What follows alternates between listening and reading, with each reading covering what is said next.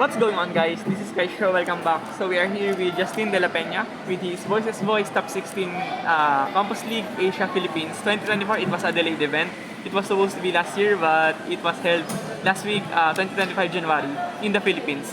So he got 13th out of the many participants on the Campus League using his Voiceless Voice. So he earned a top 16 finish on the event. So before we start our video, introduce yourself first, Justine. So I'm Justine Dela Peña. I've already been here for a lot of time for deck profiles, and this is my second time for my Voiceless Voice. Okay. So moving on towards your deck profile. So first up, 3 Diviner and 1 Trias. Pretty standard. These are also the cards that is an auto side out. Auto side out. For going second. For going second. Okay. Next, 2 Skull Guardian, 3 Lo, and 1 of the Old Man. HD. Standard. Nothing changed from my old list. You don't need to run more or less. Where's the Safira? Wait. So, Yeah. the only two? Safira, the 2 Safira, I'm still running 2.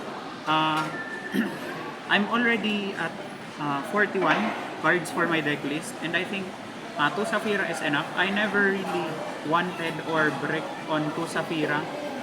The issue with 3 Safira is I brick with the extra sometimes. Okay. So with this ratio, I think it's perfectly fine, and it allows for more non-engine space. Okay. Next will be 2 Sorivis. In the event, I can say that I would have wanted a pendulum graph in this spot for the extra Sorivis because of the difference, the variance of the decks in the event. But Sorivis did its work from imperm negations and veilers and stuff like that. And also the special summon negate. So it's pretty fun to use. Next, the Maximus. We need only 1 for our Nadir Servant engine. So next, the 2 Maxi. I don't have anything to say more about that. I've been putting it in every deck. 3 Ash. I put 3 Ash because it's a general card for every matchup, and every deck can be hit by this card. Okay. Next, Droll. Only 2 draw. Healer and 1 Neb. So, Okay.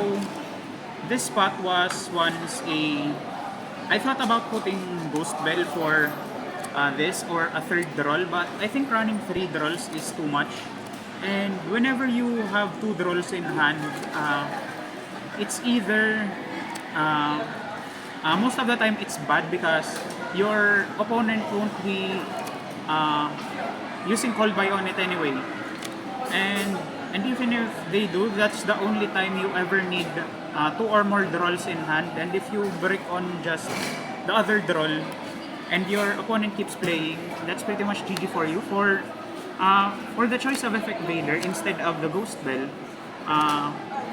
the mindset I had for this is that I want to have a simpler time for my hand traps, and rather than having situations for the Ghost Bell where my law can be banished and Ghost Bell can negate it, I just opted to use Veiler and play more safely around Bestials during the event. Okay. So the 1 Nibiru, even though it's not a cross-out target, you bump it to whenever you need it. So for the Salaman Great matchup, it's good. Especially since I had 1 during a round. So finally, the 3 Imperms, it's one of the best hand traps. So yeah, it can also be a board breaker at times. Next, the trap card for Voiceless Voice, nothing more to say, it's standard there. Next, 2, nothing changed from my last deck profile. I still stand by only running 2 and 2 of each, Safira and this. Because of, brick. Okay. And this is also the 2. So you already have 6 spots to side out. So it's easier to side out with this deck since you have spots that can be easily removed. Okay.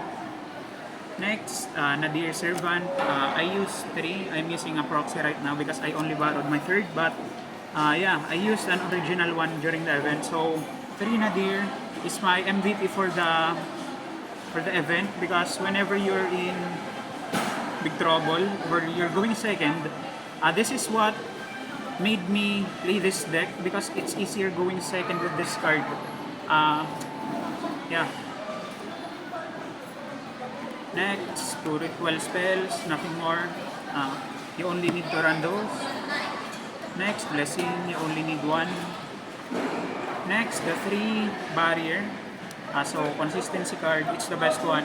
And also the card that makes the deck easy to play. And finally, talents for hand traps if you ever need more or for board breaking at times. Okay. So next, so for my extra deck. So first off, my Tri-Brigade. So for my Tri-Brigade, Bucephalus and Perigit. So for Bucephalus, its use was if ever your Garura gets banished by Bestial or by what do you call this? By Didi Crow. This is the card that I thought about putting since you can still go on with your Nadir plays. But if you only run Garura, the issue with that is that your Nadir plays get stopped basically. And you Okay. only get a +1 from Nadir Servant. Okay. And for Perigit, this is one of my I only borrowed this card but this has become one of the best extra decks for me because whenever you get duplicates in your hand, you want to dig as far as you can for breakers. So Ferrigit does that job for you. So I'm really a big fan of this card. Okay. So next, Typhoon for if you try to break a board and they still have leftovers, use Typhoon. Next, the one Dynamondo. Only one Dynamondo. Yes, because I don't run Extra and Prospe in this deck anyway. So during the event, I didn't really have that much use for Dynamondo except for that one time against what they call this Madolche to shuffle back, but it's pretty minor and you don't if you're a good voice player, you don't need to have to further extend into Dynamondo anyway.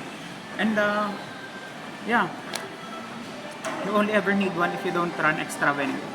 Okay. So next, the link ones. So that will be these 3. So different uses, but this has a very different impact for the game, especially if your opponent is a link player or I don't know, if they just misplace their links or their monsters, you can easily outplay them with this. Okay. So these 2 are standard already, but you can opt to cut either one, but nah. Next, Chaos Angel. This is one of my MVP for one of my matches, which was Madolche. So, in one of my matches, my plays basically got stuck in low. So, I had to improvise a way to get into this.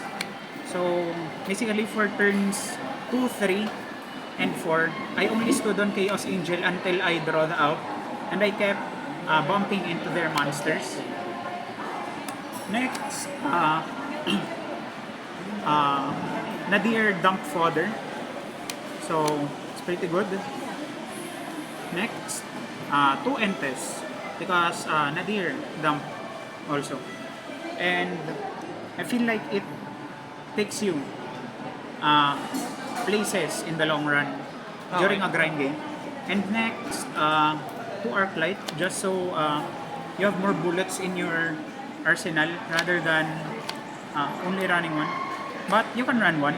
I'm actually planning to run 1 instead of 2 when I get my copy of what I call this. When I get my copy of Secure Guard now, which I don't run in this deck. But yeah, my final copy is SP for my extra deck.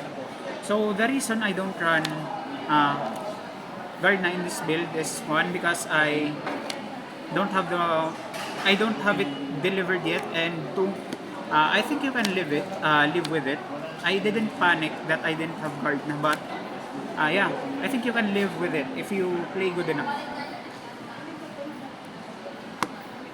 And finally, for our extra deck, one of this for combo decks that don't have Omni. I already explained this in my other deck profiles.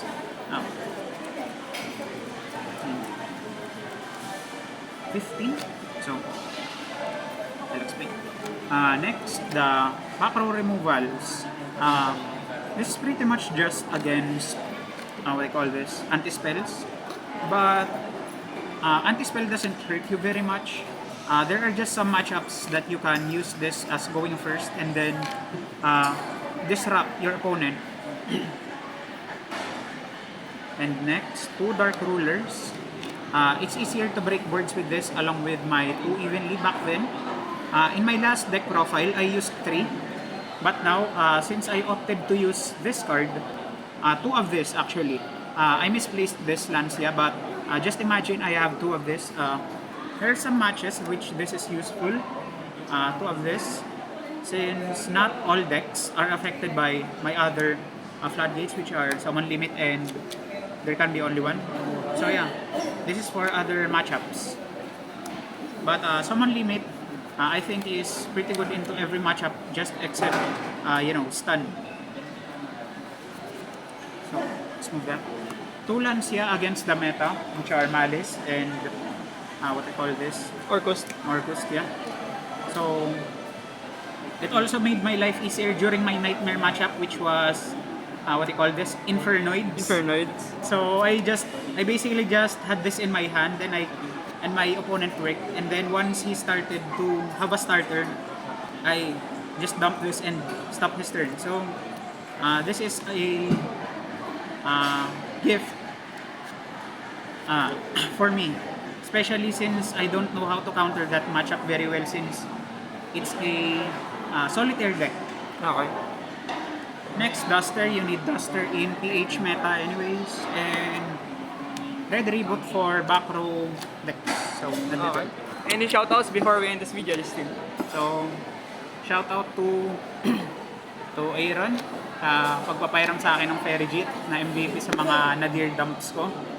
And then, shoutout to Jude sa tulong sa akin na maka-enter dun sa event and be able to experience Yu-Gi-Oh! Competitive.